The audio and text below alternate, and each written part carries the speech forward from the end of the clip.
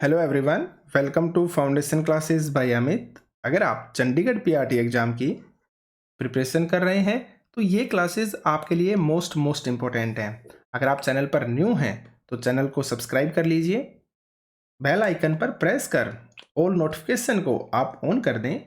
अगर आपको किसी तरह का कोई डाउट है, कोई इश्यू है, कुछ भी अगर आप पूछना चाहते हैं तो आप इस कॉन्टैक्ट नंबर पे व्हाट्सएप मैसेज कर सकते हैं। साथ में हमारा जो टेलीग्राम ग्रुप है उसको आप ज्वाइन कर लीजिए।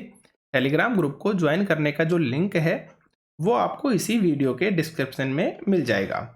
हमारी application foundation classes by Amit को अगर आपने डाउनलोड नहीं किया है तो आप एप्लीकेशन को डाउनलोड कर लीजिए।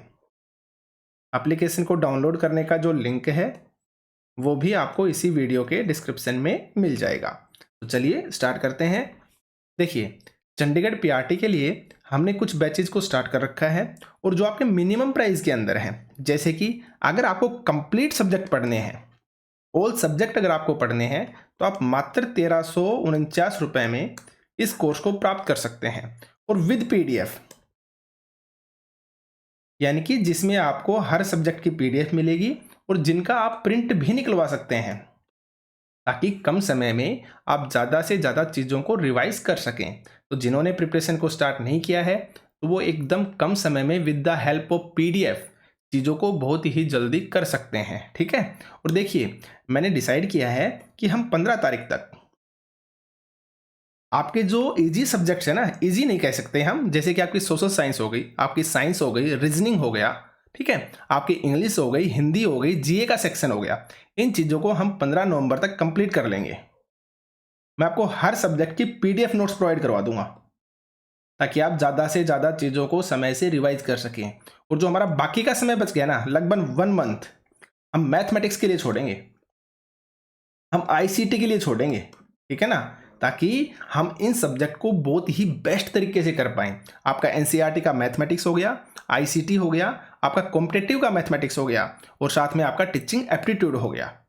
तो हम इन चीज़ों को बहुत ही ज़्यादा समय देने वाले हैं और बेस्ट से बेस्ट चीज़ों को करने वाले हैं। आपकी जो मैथ्स की आईसीटी की क्लास है वो आपकी 2 से 3 दिन में स्टार्ट हो जाएंगी। तो देखिए, जिन्होंने 6 सब्जेक्ट का बैच लेना है तो वो 6 सब्जेक्ट का बैच भी ले सकते हैं, जैसे कि जिसमें आपकी social science, science, Hindi, English, reasoning और जनरल अवेयरनेस, यानी कि ये 6 सब्जेक्ट होंगे। ये मात्र आप 699 रुपये में प्राप्त कर सकते हैं। और जिनको सिर्फ और सिर्फ ये सब्जेक्ट पढ़ने हैं, आपका एनसीईआरटी का मैथमेटिक्स, आपका कॉम्पिटिटिव मैथमेटिक्स, आईसीटी और टीचिंग एप्टीट्यूड, वो भी इस कोर्स को मात्र 699 रुपये में प्राप्त कर सकते हैं। ये क्लासेस जो हैं मैंने बताया, इस बैच के अंदर 4 सब्जेक्ट वाले बैच में, यानी कि आपकी एनसीईआरटी मैथमेटिक्स की, कॉम्पिटिटिव मैथ्स की, आईसीटी की और टीचिंग एप्टीट्यूड की, ये क्लासेस आपकी 2 से 3 दिन में एप्लीकेशन में स्टार्ट हो जाएंगी। तो चलिए अब आज के सेशन को हम स्टार्ट करते हैं। देखिए, आपका जो कल मैंने टेस्ट लिया था, काफ़ी लोगों ने अटैम्प्ट किया, काफ़ी लोगों ने अटैम्प्ट नहीं किया। तो आप एक चीज़ हमेशा माइंड में रखिए, सिर्फ और सिर्फ थ्योरी करने से सिलेक्शन नहीं होता है और सिर्फ एमसीक्यू क्वेश्चंस करने से भी सिलेक्शन नहीं होता है। हमें चाहिए दोनों का कॉम्बिनेशन, जिसमें आपकी थ्योरी भी इंक्लूड है और आपके एमसीक्यू क्वेश्चंस भी इंक्लूड हैं। तब दोनों का कॉम्बिनेशन होगा ना, तब जाके ये समझिए आपकी बेस्ट प्रिपरेशन होगी। ठीक है, तो थ्योरी के साथ साथ जो एमसीक्यू हैं, जो प्रीवियस ईयर क्वेश्चंस हैं, उन पे भी आप ध्यान दीजिए। अब कल जो मैंने टेस्ट लिया था उसको मैं यहाँ पे डिस्कस कर रहा हूँ, ठीक है, वहाँ के जो 10 क्वेश्चंस हैं वो मैं आपके साथ डिस्कस कर रहा हूँ। तो देखिए, आपका फर्स्ट क्वेश्चन था, why do you waste money, why do you waste money, और ये आपका एक्टिव पैसिव वॉइस लिया गया है। ये एक्टिव वॉइस आपके पास गिवन है और आपको पैसिव वॉइस के अंदर चेंज करना है। और देखिए, ये जो चैप्टर्स है ना, इनको मैं सबसे इजी मानता हूँ। जैसे एक्टिव वॉइस हो गया और उसके बाद आपका नरेशन का जो चैप्टर हो गया, तो वॉइस नरेशन वाले जो चैप्टर है ना, इनको मैं इजी मानता हूँ। क्यों? क्योंकि इनके अंदर आपके कुछ रूल्स होते हैं। अगर आपके माइंड में वो सेट है ना, तो सीधा और सिंपल सा है, आप इजिली 4 में से राइट ऑप्शंस को आप चूज कर पाएंगे। ठीक है, इस बात को आप याद रखिएगा। जैसे हम इस क्वेश्चन को देखते हैं कि why do you waste money. अगर मैं आपसे पूछूं कि इसके अंदर कौन सा टेंस गिवन है, अगर मैं आपसे टेंस के बारे में पूछूं तो कौन सा टेंस गिवन है, तो सबसे पहले तो आप ये बताएंगे कि सर ये क्वेश्चन मार्क का क्वेश्चन है, यानी कि आपका प्रश्नवाचक वाक्य है आपका ये। ठीक है, क्योंकि आपका स्टार्टिंग में क्या आ रहा है, वाई आ रहा है, तो why do you waste money प्रश्नवाचक वाक्य हो गया। अगर मैं इसमें टेंस की बात करूंगा तो टेंस पे देखने के लिए आप सबसे पहले कहां पे जाओगे, डू डज पे जाओगे। जिनको थोड़ा बहुत ग्रामर आता है वो तुरंत समझ जाएंगे कि सर ये हमारा जो टेंस है ना वो प्रेजेंट इंडेफिनेट टेंस है, प्रेजेंट इंडेफिनेट, या फिर हम बोल सकते हैं इसको सिंपल प्रेजेंट भी। क्या बोल सकते हैं? Simple present. अब इनकी पहचान क्या होती है? तो प्रेजेंट इंडेफिनेट अगर मैं बोलूं या फिर मैं सिंपल प्रेजेंट बोलूं तो इसकी पहचान होती है आपकी डू या डज के साथ वर्ब की फर्स्ट फॉर्म, या फिर आप ये भी लिख सकते हैं कि वर्ब की फर्स्ट फॉर्म के साथ एस या ईएस लगा होता है ना, तो वो भी क्या होता है? आपका सिंपल प्रेजेंट होता है, या फिर प्रेजेंट इंडेफिनेट भी आप बोल सकते हैं।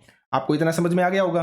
अब देन उसके बाद आपका आता है कि जब हम एक्टिव से पैसिव में चेंज करते हैं तो किन किन चीजों का हम ध्यान रखते हैं। तो सबसे पहले तो आपको ये याद रखना है कि अगर आपका क्वेश्चन मार्क वाला क्वेश्चन है ना, यानी कि प्रश्नवाचक वाक्य है ना, तो वो चेंज होके भी आपका प्रश्नवाचक वाक्य ही बनेगा। पहली कंडीशन तो आपकी ये है, यानी कि जैसा सेंटेंस है ना उसी के अकॉर्डिंग आपका नेक्स्ट सेंटेंस भी बनेगा। अब इनको सबको देखिए, आप सभी के अंदर प्रश्नवाचक वाक्य है, तो पहली कंडीशन तो आपकी पूरी हो गई कि जैसा आपका सेंटेंस गिवन है उसी तरीके का आपका पैसिव में भी बन जाएगा। प्रश्नवाचक था तो प्रश्नवाचक बन रहा है, ठीक है। सेकंड है, अब इसके अंदर जो टेंसेज है ना वो आपके चेंज होते हैं। कैसे चेंज होते हैं? जैसे अगर मैं प्रेजेंट इंडेफिनेट की बात करता हूं तो आपका जो प्रेजेंट इंडेफिनेट है ना वो चेंज होके बन जाता है प्रेजेंट कंटिन्यूअस के अंदर, प्रेजेंट कॉन्टिन्यूअस के अंदर। अब आपको पता होना चाहिए जो प्रेजेंट कॉन्टिन्यूअस है ना उसकी पहचान क्या होती है? इज, एम, आर प्लस में वर्ब की फर्स्ट फॉर्म के साथ आईएनजी, ये होती है आपकी पहचान। किसकी? प्रेजेंट कंटिन्यूअस की, ठीक है। अब आप आइए वापस यहां पे। अब और क्या याद रखना है कि आपकी प्रेजेंट कंटिन्यूअस की पहचान क्या बताई मैंने? इज, एम, आर प्लस में वर्ब की फर्स्ट फॉर्म के साथ आईएनजी। मैंने ये चीज आपको बोली है कि जो प्रेजेंट इंडेफिनेट है वो चेंज हो जाएगा प्रेजेंट कंटिन्यूअस में। लेकिन वॉइस में आप हमेशा याद रखिएगा, जब भी हम एक्टिव वॉइस को पैसिव में चेंज करते हैं तो हमारी वर्ब की थर्ड फॉर्म ही आती है, प्लस में आपका साथ में बाई आएगा। वर्ब की थर्ड फॉर्म प्लस में बाई, यानी कि प्रीपोजिशन आती है आपकी एक साथ में। अब ये बाद में हम काफी ऐसे होंगे जहां पे टू लगेगा आपका, वो मैं आपको थ्योरी क्लासेस में विद डिटेल बताऊंगा कि कैसे हम चीजों को करते हैं। फिलहाल सिंपल वे में इतना याद रखिए कि वर्ब की थर्ड फॉर्म के साथ आप बाई लगाते हो जब भी आप एक्टिव से पैसिव में जाते हो। अब यहां पे देखिए सभी में बाई लगा हुआ है, तो ये कंडीशन भी आपकी पूरी हो गई। मैं आपको एकदम जीरो से बता रहा हूं तो थोड़ा सा समय लग रहा है करने का, मतलब यही है। देखिए इस तरीके से कीजिए कि दोबारा करने की जरूरत ना पड़े, बस मैं इस चीज को मानता हूं, तो इसलिए मैं एकदम डिटेल में आपको चीज बता रहा हूं, ठीक है। तो ये कंडीशन भी पूरी हो गई। लेकिन मैंने क्या बोला? हमेशा प्रेजेंट इंडेफिनेट किस में चेंज होगा? प्रेजेंट कॉन्टिन्यूअस के अंदर, और साथ में वर्ब की थर्ड फॉर्म के साथ बाई लगेगा, यानी कि आईएनजी नहीं लगेगा। क्या लगेगा? बाई प्लस में वर्ब की थर्ड फॉर्म। अब आइए आप, अगर हम फर्स्ट क्वेश्चन को देखते हैं, फर्स्ट ऑप्शन को देखते हैं, तो why is money been wasted by you, ये तो आपका कैंसिल हो गया, यहां पे तो बीन दे दिया इन्होंने, और वर्ब की थर्ड फॉर्म आपकी ये रही और साथ में ये बाई रहा, तो ये तो आपका नहीं हो सकता है ना, तो ये वाला आपका कैंसिल हो गया। आगे देखिए, why is money being wasted by you, ये भी आपका गलत है, क्योंकि यहां पे इन्होंने क्या दे दिया? बीइंग दे दिया, और साथ में वेस्टेड प्लस में बाय ये भी दे रखा है, तो यहां तक तो ठीक था, लेकिन बीइंग की वजह से क्या हो गया? ये भी आपका गलत हो गया। आगे चलिए, why has money been wasted by you, अब यहां पे इन्होंने फिर से क्या दे दिया? देखिए हैज प्लस बीन दे दिया, और हैज प्लस जो बीन होती है ना वो आपकी प्रेजेंट परफेक्ट की पहचान होती है। देखिए हो सकता है काफी लोगों को अभी समझ में नहीं आ रहा हो, जिन्होंने नहीं पढ़ा है वो मैं थ्योरी क्लासेस में विद डिटेल कराऊंगा, तो एक सिंगल जो चीज है ना वो आपके माइंड से बाहर नहीं जाएगी, याद रखिएगा आप, ठीक है। तो ये भी आपका नहीं हो सकता। अब आइए लास्ट पे आप कि why is money wasted by you, ये होगा आपका करेक्ट आंसर। अब ये क्यों हुआ? मैंने बताया ना प्रश्नवाचक रखना है तो व्हाई आपका स्टार्टिंग में ही आएगा, और अगर आप सेंटेंस का जो स्ट्रक्चर देखते हैं तो हमेशा उसके बाद क्या आती है? आपकी वर्ब आती है, हेल्पिंग वर्ब आती है, तो आपने लगा दी इज, ठीक है। सब्जेक्ट आपका एज इट इज हो गया। वेस्टेड मैंने बोला ना वर्ब की थर्ड फॉर्म प्लस में बाई, तो ये भी आपका लग गया, और लास्ट में आपका ऑब्जेक्ट है ही बाई यू, ठीक है। तो ये हो जाएगा आपका एकदम करेक्ट आंसर। क्यों? क्योंकि आपने प्रेजेंट इंडेफिनेट को प्रेजेंट कंटिन्यूअस में चेंज कर दिया, तो कंटिन्यूअस के लिए आपने इज लगा दिया, लेकिन आईएनजी की नहीं लगती है, क्योंकि क्या लगता है? वर्ब की थर्ड फॉर्म के साथ बाई लगता है, तो इसलिए आपने ये लगा दिया था। तो इसलिए करेक्ट आंसर क्या हो जाएगा आपका? Answer number D. तो देखिए इस तरीके से एकदम बेस्ट वे में एक्सप्लेनेशन के साथ और रीजन के साथ हम चीजों को पढ़ने वाले हैं, ठीक है। आगे बढ़ते हैं। That which can be drunk, that which can be drunk यानी कि जो पिया जा सकता है, जो पिया जा सकता है। अब देखिए वो क्या होता है? एडिबल। एडिबल होता है जो खाने योग्य हो, इसका पीने से रिलेशन नहीं है, खाने से रिलेशन है, तो ये तो नहीं हो सकता आपका। सेबल्टन, ये आपका कुछ नहीं होता, ठीक है, इनका खाने पीने से कोई रिलेशन नहीं होता है। पैलेटेबल, पैलेटेबल का मतलब होता है स्वादिष्ट, जो आपका स्वादिष्ट भोजन होता है ना उसको हम पैलेटेबल बोलते हैं, ठीक है। और लास्ट है आपका पोर्टेबल, पोर्टेबल जो होता है ना वो होता है आपका पीने योग्य, यानी कि जो पिया जा सकता है। तो यहां पे जो आपका करेक्ट आंसर होगा ना, आंसर नंबर डी होगा, पोर्टेबल, याद रखिएगा आप, ठीक है। आगे बढ़ते हैं। टू डाई इन वाटर और any other liquid because one is unable to breathe, यानी कि कोई व्यक्ति है, कोई इंसान है, वो किसके अंदर, वाटर के अंदर या फिर किसी अदर लिक्विड के अंदर क्या होता है, अपना मर जाता है, उसकी डेथ हो जाती है, उसका निधन हो जाता है। क्यों? क्योंकि one is unable to breathe, क्योंकि वो सांस नहीं ले पाता है। तो इसको आप क्या बोलेंगे, आप इसको सिंक कहेंगे, ड्रोन कहेंगे, फोंडर कहेंगे या फिर फ्लोंडर कहेंगे। तो देखिए इसका जो आपका करेक्ट आंसर होगा ना, आंसर नंबर बी होगा। जो पानी में डूब के मरता है ना उसके लिए यूज किया जाता है आपका ड्रोन, यानी कि डूबना, याद रखिए। सिंक का मतलब भी यही होता है, लेकिन सिंक नहीं होगा आपका। आपका जो करेक्ट आंसर होगा ना वो आंसर नंबर बी होगा, ड्रोन। जब कोई व्यक्ति पानी में डूब के मरता है तो सांस ना लेने की वजह से उसको हम ड्रोन कहते हैं, कि डूब के मर जाना, ठीक है। आप इस बात को याद रखिएगा। नेक्स्ट बढ़ते हैं आगे हम। To look at someone in an angry और threatening way, to look at यानी कि किसी की तरफ देखना, समवन किसी की तरफ देखना, कैसे, एंग्री वे में, जो चेतावनी देते हैं, थ्रेटनिंग यानी कि घबराहट, जो घबराते हैं, या एंग्री यानी कि गुस्से में किसी की तरफ देखना, ये आपका क्या कहलाता है? ऑप्शंस को देखिए आप, ग्लोवर, ग्रिन, नेस या फिर नो। आपसे ये पूछा गया है, तो सबसे पहले तो आपको इनका मतलब पता होना चाहिए। जैसे ग्लोवर है, ग्लोवर का मतलब चमकीला भी होता है, लेकिन यहां पे ग्लोवर का मतलब चमकीला नहीं है, ठीक है, याद रखिएगा। ग्रिंड, अब जो ग्रिंड होता है ना, ग्रिंड का मतलब होता है किसी भी चीज को पीसना। क्या मतलब होता है? किसी भी चीज को पीसना। अगर मैं नेस की बात करता हूं तो नेस का मतलब होता है दांतों को पीसना,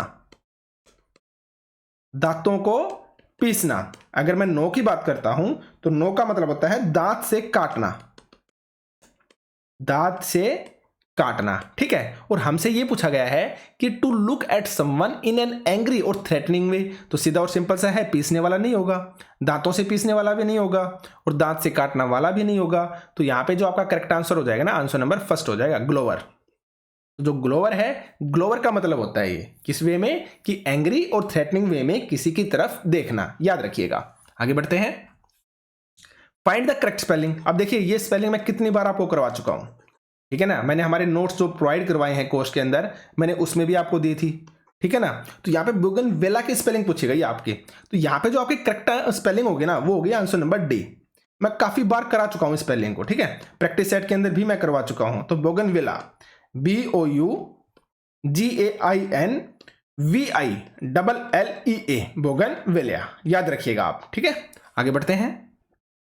bast your bubble, idiom phrases है आपका। मैंने हमेशा आपको बताया है कि इसके अंदर हमें हमेशा हिडन जो मीनिंग होता है ना उसको समझना पड़ता है। तो बस्ट योर बबल, बस्ट का मतलब होता है एक तरह से उकसाना, आप बोल सकते हो, या ठीक है, या कि आप फट गए, आप उस वे में बोल सकते हैं बस्ट हो गए, कोई चीज जल गई, आप इस तरीके से सोच सकते हो अपने माइंड के अंदर। तो बस्ट योर बबल का मतलब होता है to give up, going fast, to blow away the balloons, या फिर टू रूइन समवन हैप्पीनेस, यानी कि किसी की खुशी को क्या कर देना, बर्बाद कर देना, खत्म कर देना, ठीक है।